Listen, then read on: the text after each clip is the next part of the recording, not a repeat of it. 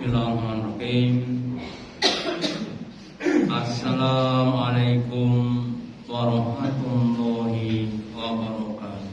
Waalaikumsalam warahmatullahi wabarakatuh. Alhamdulillahilladzi at'amana bi nikmatil iman wal islam. Asyhadu an la ilaha illallah wahdahu la syarikalah wa asyhadu anna Muhammadan abduhu wa rasuluhu la nabiyya wa la rasulah. Allahumma sholli ala Muhammad wa ala ali Muhammad kama sholaita ala ali Ibrahim innaka Hamidum Majid wa barik ala Muhammad wa ala ali Muhammad kama barakta ala ali Ibrahim innaka Hamidum Majid.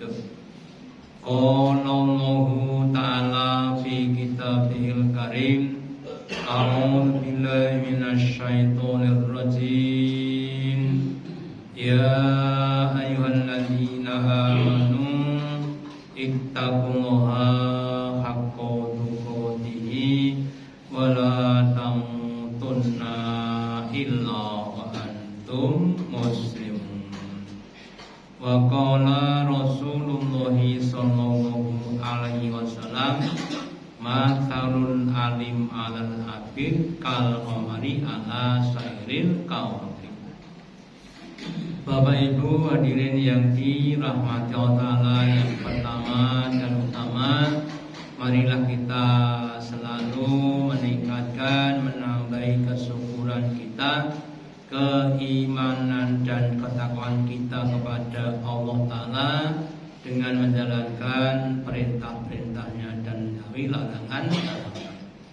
Juga pentingnya kita selalu tolabul ilmi, mencari ilmu, supaya menjadi orang-orang yang berilmu, menjadi orang alim. Kenapa? Karena seorang alim itu mempunyai kedudukan, keutamaan dibanding dengan orang yang tidak alim. Nabi bersabda, mathalul alim alal abid. Permisalan seorang alim, orang yang tahu ilmu, dibanding dengan orang yang ahli ibadah tanpa ilmu. Kal qamari ala sairil kawakib, seperti bulan di antara bintang-bintang. Meskipun bulannya cuma satu dan bintangnya sangat-sangat banyak, tetapi cahaya rembulan itu lebih terang dibanding dengan cahaya bintang-bintang.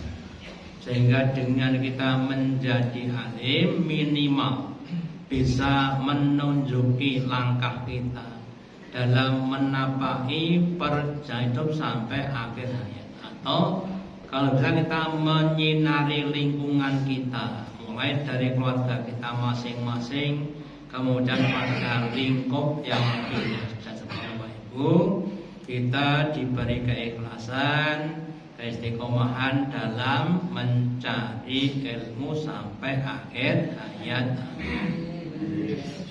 Bapak Ibu yang katakanlah, banyak orang yang membicarakan, yang memperjuangkan namanya hak asasi, ya, hak dasar, hak-hak yang mereka ingin perjuangkan, tetapi banyak yang tidak membicarakan kewajiban asasi, ya. Yang dituntut cuma hak saja, enggak mau kewajiban. Padahal kalau kita ibaratkan sebagai seorang petani, antara menanam dan memanen itu dulan mana Bapak Ibu? Nandur sih napa ngunduh sih? Nek nandur ngunduh jenenge kebasan. Oke. Maka kalau kita tidak nandur ya jangan berharap ngunduh. Manzaro yaksu.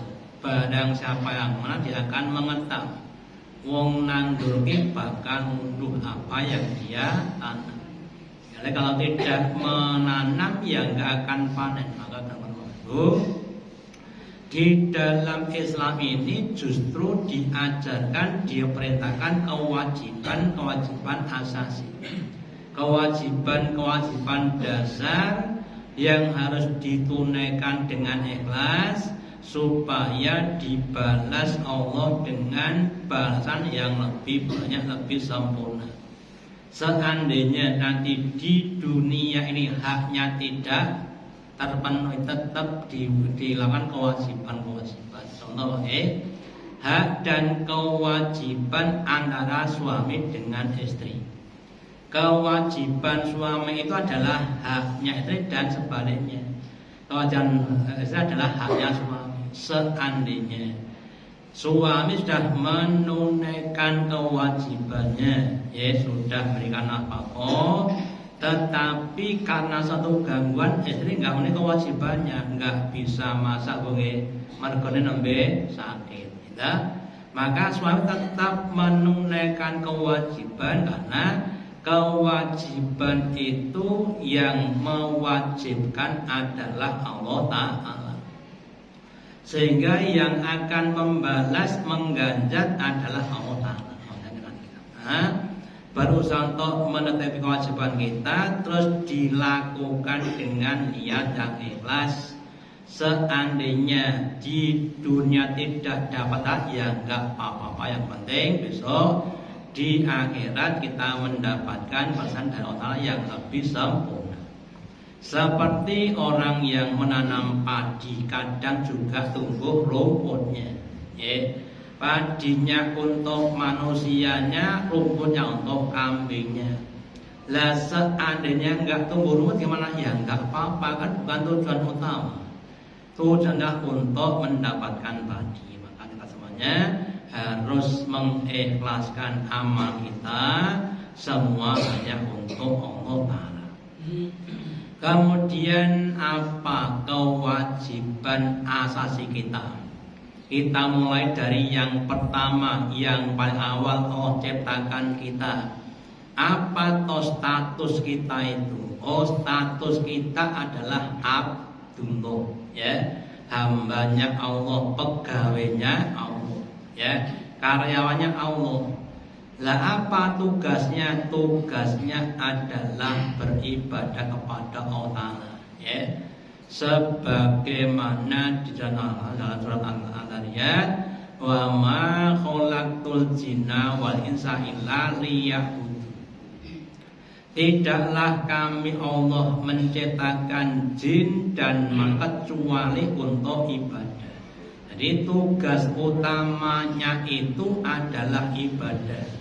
Dalam pengertian ibadah yang seluas-luasnya, baik ibadah ubudiyah, sholat, puasa, haji, umroh, zikir, maupun ibadah-ibadah muamalah. Kita makan, minum, tidur, ke belakang, berkeluarga, bermaisah, ya, kita jadi penjual, pedagang, petani, semuanya dalam rangka ibadah kepada Allah. Nah, kemudian kita ikhlaskan, ya, inna sholati wa nusuki wa mahyaya wa mamati lillahi rabbil alamin. Itu ada seorang karateka, ya, dari Aljazair kalau saya tidak salah ingat. Pas final di Olimpiade, ya, musuh dengan kalah dari Jepang. Yang ketemu sebelum sudah cacat kakinya, ya. Seandainya pengen menang, ya, itu langsung ditebas kaki yang sakit langsung menang, ya. Tapi dia nggak mau, ya, sehingga dia kalah jadi nomor 2, ya. Kalau ditanya apa ini kamu mau nggak ditebas kakinya yang sakit ada? Saya dilarang oleh agama saya, ya, memandang kelemahan lawan. Saya nggak mau, ya. Nanti kalau saya tebas itu saya menang, tapi kan menang yang curang, ya. Jadi nanti kita Bapak Ibu, Islam melarang kita untuk memerangi orang yang lemah. Seandainya kita perang dengan pedang, Mau seorang kafir sudah jatuh tuh nggak boleh ditebas, ya harus berdiri dulu, podo-podo ngadeke, nggak boleh kemudian kita langsung bunuh, nggak boleh. Ya itulah Islam. Ya makanya itulah ajaran Islam yang mengajarkan kepada kita untuk menjadi orang-orang yang konsekuen. Ya. Kemudian semuanya dilaksanakan dengan ikhlas, mengharap hanya balasan dari Allah yang lebih besar. Ya. Terus kemudian yang selanjutnya di surat An-Nisa surat yang keempat ayat 36 Allah juga perintahkan wa kutumuha wala tusyriku bihi syai'an. Sembahlah Allah, mengabdilah kepada Allah dan jangan mensekutukan dengan sesuatu apapun. Enggak boleh menyekutukan dengan malaikat, dengan nabi rasul, dengan bintang, bulan dan matahari dan sebagainya. Karena ada sebagian orang, ya pada zaman Nabi ada nama orang-orang sobi itu punya keyakinan bahwa malaikat itu adalah anak wanitanya Allah Ta'ala. Ya berarti maksudnya dengan malaikat, ya orang Yahudi menuduh Allah punya anak namanya Uzair. Orang itu menuduh punya anak namanya Isa. Ya. Kemudian sebagian orang mensekutukan dengan matahari atau dan sebagainya. Lah kita nggak boleh mensekutukan Allah dengan suatu apapun.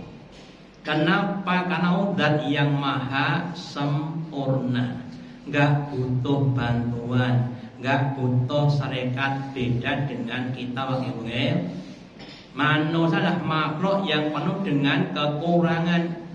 Ya, kita punya namanya istri atau garo, garo. Si garane yang mau. Maka kalau nggak lengkap ya nggak sempurna. Ya, saya ini nggak bisa jahit kelambi. Ya, sehingga ketika saya membuat kelambi ya saya mencari serikat tukang jahit, gitu. Untuk menjadikan baju saya. Saya nggak bisa memperbaiki motor saya punya serikat yang bisa dan sebagainya. Itulah manusia. Lah Allah tuh bisa apa-apa, ya. Bisa segala-galanya sehingga butuh namanya serikat. Sehingga kalau untuk menserikatkan artinya menghina Allah, ya. Menghina Allah dengan suatu penghinaan yang sangat-sangat menyakitkan, ya. Makanya kita semuanya jangan mensekutukan Allah. Kemudian selain ibadah juga namanya berdoa, juga namanya tawakal. Serahkan semuanya hanya kepada Allah. Allah dan yang alim dan hakim akan memutusi yang baik untuk kita. Contohnya bagaimana? Orang sakit wajibnya apa Pak Bu? Orang sakit wajibnya apa? Berobat atau mencari kesembuhan. Ya, ke rumah sakit monggo, herba silakan, pijet monggo dan sebagainya. Tapi yang namanya kesembuhan hak prerogatifnya Allah. Ya, sudah berobat berulang kali, didoakan satu masjid berulang kali kok yura mari-mari. Terus Allah katakan, wahai hambaku, kamu belum saya beri kesembuhan karena aku masih sayang kepada kamu. Kamu tak kasih proyek-proyek namanya sakit yang banyak sangat-sangat besar. Dan kamu saya kasih namanya kesabaran. Ya, maka selain dat yang qadir juga dat yang hakim. Yang mandi itu kan seharusnya yang bersih, tidak cuma rujuk terus apa? Masih teringat zaman kecil loh ya, zaman pilihan. Nek adus pan kali mak bludus langsung mentas, orang nganggo sabun, gitu. Jarang yang mandi di sumur itu jarang karena ya masih dekat dengan kali pada zaman dulu, gitu. Jadi Bapak Ibu, kita juga begitu. Allah zat yang maha bijaksana, memilihkan untuk kita itu hal-hal yang membuat kita lebih baik dunia sampai di akhirat. Terus kemudian di surat Al-An katakan, tadi saya sampaikan, kul katakanlah, niatkanlah inna sholati wa nusuki wa mahyaya wa mamati lillahi rabbil alamin. Bahwa sholatku, sholat wajib, sholat sunnah, ya, wa nusuki dan ibadah nusuk, ibadah penyembelihan hewan, baik itu kurban, akikah maupun yang lainnya, haji, sebagian untuk udhiyah, ya. Wa mahyaya dan hidupku dari bangun tidur sampai tidur kembali. Wa mamati dan kematianku itu semuanya aku persembahkan untuk Allah Tuhan sekalian alam. Tuhan alam jin, manusia, binatang, dan Tuhan yang ada dan alam-alam yang lainnya. Tuhan alam dunia, alam dan lain sebagainya. La syarika lahu, tidak ada serikat bagi Allah. Wa bidzalika umirtu, dan demikianlah aku diperintah. Jadi Bapak Ibu, manusia itu diperintah hanya untuk nyembah kepada Allah. Wana al-muslim, dan saya ini adalah permulaan orang-orang yang berserah kepada Allah. Lah orang yang mau Islam maka akan jadi selamat, dan sebaliknya yang enggak masuk akan tidak selamat. Contoh lagi bagi contoh lagi. Apa waktu bab masalah nasuh ya. Pun nanti nasuh nomor tere. Oh pun sering. Bila di dalam Islam ada syariat, ya, menghadapi kemarahan. Satu, ketika kita marah dalam keadaan berdiri, hendaklah duduk. Duduk masih marah, berwudu. Nabi sampaikan, marah itu dari setan, setan itu dari api, dan itu akan padam dengan adanya air.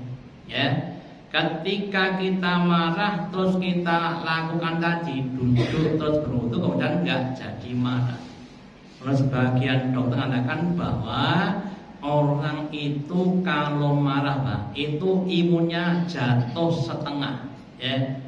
Daya tahan tubuh sampai jatuh sampai turun. Kenapa? Karena marah itu ternyata membutuhkan energi yang besar. Ya, apalagi Bu, terus itu namanya nopo dendam. Ya, marah sekali dendamnya 5 tahun. Ya, itu badannya akan turun terus, ya. Makanya kita Bapak Ibu nggak boleh dendam, ya. Makanya pentingnya terus tawakal, ya. Semua sudah diatur oleh Allah Ta'ala. Untuk menguji kesabaran itu, Allah akan jumpakan kita Bapak, dengan orang sing nganyel nih. Gimana? Oh ya betul wong kuwi to. Ini memang diuji kesabaran, ya lah. Nah kalau diuji kesabaran ditemukan dengan orang yang menyenangkan, ya. Petuk wong jagongan saja wis diparingi duit 1 juta, alhamdulillah. Oke, untuk siapa kesyukuran, gitu. Ya. Saya pernah begini, ini cerita dikit. Saya pas ke Malang ada suatu kunjungan, kemudian sholat zuhur, saya sholat di masjid sebelahnya itu, ya.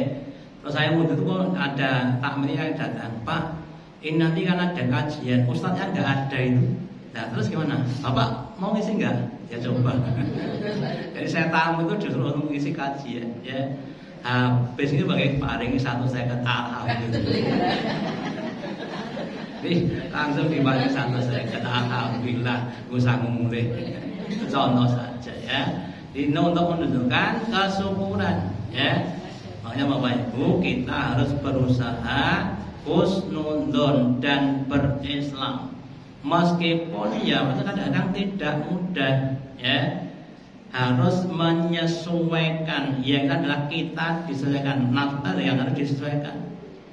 Dahar, prasmanan, opak enak kabeh glegeken terus nopo mandeg. Kewan kuwi. Nah, mau kasih urung. Ya, kalau jadi kompliti ya maaf saja namanya sudah mempertahankan hawa nafsunya. Makanya kita berusaha untuk mengendalikan nafsu kita. Terus kemudian ibadah kita sampai kapan? Ya. Dalam surat Al-Qur'an dikatakan wa'bud rabbaka hatta ya'tiyakal yaqin. Sembahlah Tuhanmu sampai datang kepadamu al-yakin. Al-yakin adalah al-maut, yakin dia adalah maknanya adalah kematian. Jadi kita nyembah kepada Allah sampai akhir hayat, bukan sampai tua, bukan sampai dewasa, tapi sampai akhir hayat. Sehingga meskipun sudah sepuh bahasa pun sang dosa lampung alhamdulillah kita tetap ibadah sampai nanti Allah menjemput kita. Dan Nabi sabdakan innamal a'malu biqawatimi, sesungguhnya itu tergantung pada tutupannya. Ya, ada dua istilah, husnul khotimah dan su'ul khotimah. Ya, husnul khotimah adalah akhir yang baik yang akan menyebabkan masuk ke dalam surga. Su'ul khotimah adalah akhir yang buruk, ya, yang menurut dia masuk dalam neraka. Di antara yang itu ada juga tingkatan-tingkatannya. Nabi sabdakan wal jannatu mi'atu darajah. Jannah surga itu ada 100 tingkat. Si A, si B, si C, si D, si E, 5 orang. Semuanya husnul khotimah. Tapi bisa di tingkatnya beda-beda sesuai dengan amal dan imannya tadi. Makanya monggo kita semuanya berharap, berusaha. Di sisa umur kita itu kita harus ngegas, ya, meningkatkan tingkatan kita, makom kita dengan cara banyak-banyak ibadah, sehingga diharapkan nanti pas kita sedo berada pada puncak-puncak amal kebaikan. Itu untuk yang pertama. Kemudian kita manusia setelah Adam dan Hawa, manusia dilahirkan dengan cara berketurunan, ya, sehingga kita berstatus sebagai anak. Apa kewajiban anak pada bapak ibunya? Ya, di dalam surat katakan wahai manusia, wahai anak, wabil walidaini ihsana. Dan dengan dua orang tua hendaklah kalian itu berbuat ihsan, memperbuat berbagai macam hal yang dapat menimbulkan manfaat pada bapak ibunya, mulai dari mendoakan, melayani, memperturutkan apa yang diperintahkan dan sebagainya. Ya, tidak boleh mendurhaka. Contoh Pak, ini agak benar. Umar bin Khattab punya anak namanya Abdullah bin Umar. Dia punya istri, ya, tapi kok nganyalnya sama Pak Umar, ya. Terus dibilang sama anaknya, Abdullah, apa Pak? Istri itu kamu ceraikan saja, Pak. Istri ayo kok dicerai, ya. Bukan Pak. Kemudian matur Nabi, anak kula niku kula kan megat bojone mboten purun. Terus timbali Nabi le Umar anak Abdullah, lalu Nabi bojomu pegatan dipegat Pak. Nggih Bu, sing ngakon bapake. Nabi Ibrahim tindak ten daleme pulan Nabi Ismail ketemu kare garwane ditakoni. Jadi kan sinten Mbak, kula bojone Pak Ismail. Oh, nggih. Pripun udah perlu poso. Rekoso nggih, mangke nek Pak Ismail mundur silakan bilang pintu rumahnya suruh ganti. Oh nggih Pak, nggih tak matur. Kemudian ibarat Pak pergi. Terus Ismail dikatakan, Pak Ismail tadi ada orang sepuh kesini. Dia katakan pintunya suruh ganti. Oh ya sekarang kamu kemas-kemas, kamu tak cerai. Ganti pintunya ganti. Jadi seperti itu. Saya cuma menunjukkan taatnya anak sampai seperti itu. Ya, bukan suruh pindah, tapi taat sampai seperti itu. Apalagi ya. Cuma disuruh untuk ngambil air. Wong kon nyelai bojone dicerai kamu jiko banyu ora gelem, ya kuwi banyu. Ya. Nah, apa Bu? Tolong berikan kerupuk. Lagi main HP kok ono gawe kerupuk. Ya. Oh iya, saya diceraikan kok cuma kon tuku kerupuk ora gelem tuku kerupuk. Nah, kemudian untuk pertama baik termasuk saya termasuk panjenengan yang tetap punya bapak, tetap punya ibu. Ada yang sudah situ, ada yang belum situ. Kita tetap berbakti kepada bapak ibu kita, terutama yang kakung-kakung. Nah, karena kalau ibu-ibu sudah dinikah orang lain itu artinya berkata kepada suaminya, bukan kepada bapak ibunya. Ya, dan saya anaknya ibu tinggal saya, anak enam mungkin sing papat itu dipek wong liya. Yang dua, yang satu sudah meninggal, berarti kan tinggal saya, ya. Makanya ya ini bebannya pada saya, ya. Makanya bapak ibu semuanya berusaha betul untuk wabah ihsan. Kalau belumnya bagaimana? Kalau belum bisa kita berdoa kepada Allah. Jane aku yo wis ra penak.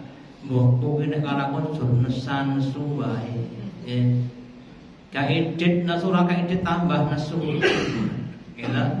Ya kamu berusaha untuk minta diberi kesabaran. Ya, atau yang lainnya, ya. Kalau sudah diberi kesabaran, itu jadi nggak masalah, semuanya bisa selesai. Terus kemudian di dalam ayat mengatakan wa qadara buka alla ta'budu ilayya. Wahai manusia, Allah sudah mengatakan bahwa yang pertama kamu tidak boleh kepada Allah Ta'ala. Yang kedua, wa bil walidaini ihsan.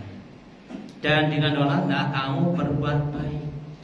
Imma yaquluna indaka akibaru ahadu aulahuma, seandainya satu atau keduanya ada di rumah kamu sampai pada usia yang sepuh. Para ulama ufin, ya, maka kamu jangan mengatakan kalimat hus, kalimat celaan. Kalau bisa, kalau modalnya pripun tambah enggak boleh. Ning niku praktek nggih mboten gampang. Nggih. Karena kadang-kadang sesuatu kadang-kadang ya pikiran gak berubah. Ma ampun berarti tulang kondor rumah. Nggih. Piringe rung disae lho. Cek njaluk aku nang kene iki mbok sia-sia terus dan sebagainya. Maka dibutuhkan kesabaran. Dan janganlah engkau menghardik keduanya dan ucapkan kepada keduanya dengan kaulan kariman, dengan ucapan yang mulia. Nek wong Jawa dengan bahasa kromo inggil. Sing ten mriki Pak nggih termasuk saya. Engkang dengan bapak ibunya basa kromo inggil sinten? Oh jenengan. Kalau kalian ibu kalau malah buatan basa. Kalian wong liya tak basa nek kalau kalian orang yang banyak bosanya, tapi kalau bapak ibu yang datang orang basa. Kadang-kadang aku walanya situ, ya. Kemudian wafil lauma jangan kau tuli. Naungkanlah sayap-sayap kesayangan. Kalimat, perilaku, perbuatan yang menunjukkan kasih sayang. Nek ngen manten nika nggih. Sing kakung idak ndok, sing wedok terus diwiji pas nganten anyar. Nganten pun sepuh. Kita kalah ya malah paning ngalih piye. Kita tidak begitu, dengan orang enggak begitu. Kalau bisa begitu ya. Kemudian didoakan Rabbirhamhu maka Rabbayani Shaghira. Ya Allah, limpahkanlah rahmatmu kepada Bapak Ibu supaya bisa masuk ke dalam surga, didoakan ya. Kalau bisa kemudian dikompliti apa yang dibutuhkan. Yang sudah meninggal dunia butuh untuk selamat dari azab kubur ya, selamat dari azab neraka ya, butuh namanya doa-doa yang lain dikompliti. Ya kita juga begitu, dikompliti. Berikan kepada bapak ibu saya petunjuk, keistiqomahan, kesabaran, keikhlasan, keridhaan, husnul khotimah dan sebagainya. Sehingga ketika kita doakan itu sekalipun akan jadi kebaikan bagi bapak ibu kita.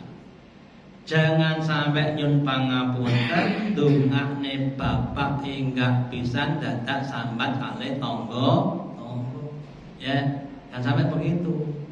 Nah, kita kemudian bapak ibu, anak-anak yang soleh itu akan selalu mendoakan bapak ibunya ya. Maka monggo kita semuanya berusaha untuk ikhlas.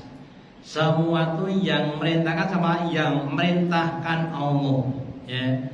Meskipun bapaknya dalam keadaan miskin ya, nggak pernah menyekolahkan, nggak pernah ngerakati, tetap kita berbakti.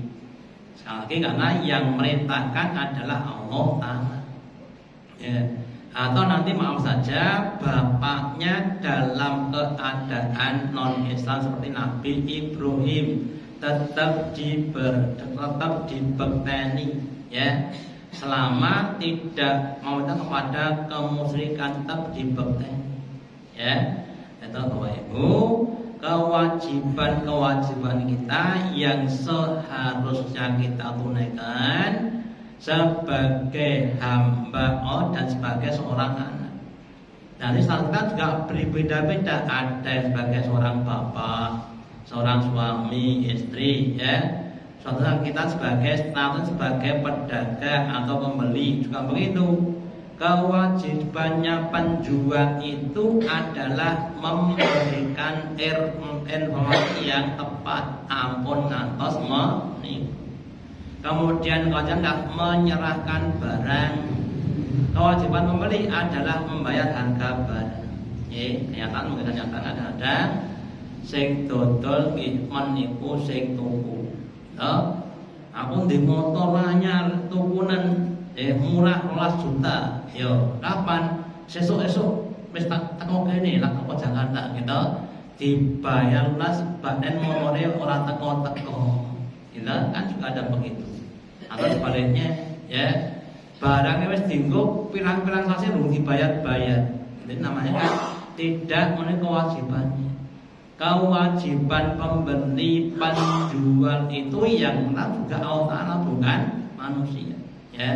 Kewajiban sebagai seorang tetangga monggo dipenuhi ya, sehingga dari berbagai macam kewajiban macam itu kalau kita bisa menunaikan dengan semakin sempurna, semakin ikhlas akan mendapat pahala yang lebih banyak. Ya, jangan dihitung dengan maksud nikmat-nikmat dunia. Saya itu punya tetangga sebelah tuh rugi tenan kok. Wis tak bantu neko-neko duit beras macam-macam. Kon ngewangi masang gendeng alesan. Itu namanya kan enggak ikhlas. Ya kita ikhlaskan supaya kita besok ditolong Allah karena Allah berfirman innallaha fi makanan itu di hati. Allah itu akan selalu berada pada selama hamba itu mau kenal pada saudaranya. Tetapi sekali Bapak Ibu, kadang-kadang memang tidak langsung. Makanya kita pentingnya untuk semakin yakin, semakin ikhlas menunaikan kewajiban. Insya Allah semuanya akan diganjar Allah dengan pahala yang lebih komplit, lebih baik, lebih istiqomah dunia sampai di akhirat. Amin. Demikian yang dapat saya sampaikan juga ada manfaatnya.